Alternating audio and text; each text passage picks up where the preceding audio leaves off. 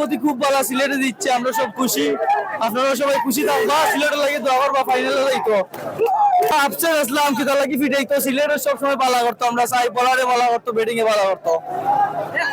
Batting এ ভালো করেছেন, bowling এ ভালো করেছেন, মুনিয়ারের কারণে আজকে আমরা ম্যাচটা জিততে পেরেছি এবং মুনিয়ারকে আমরা খুবই খুশি এবং এটা সেরা একটা সাইনিং করেছে সিলেট, যা আমরা আশা করতে পারি ফাইনাল খেলার আশা করতে পারি মুনিয়ারকে নিয়ে।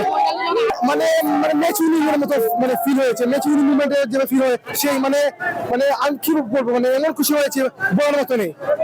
চাই মুনিয়ারকে অবশ্যই দেখতে চাই এবং আশা করি সামনের ম্যাচগুলোতে অনেক ভালো করে সেঞ্চুরি করার আশা করি মুনিয়ারকে নিয়ে।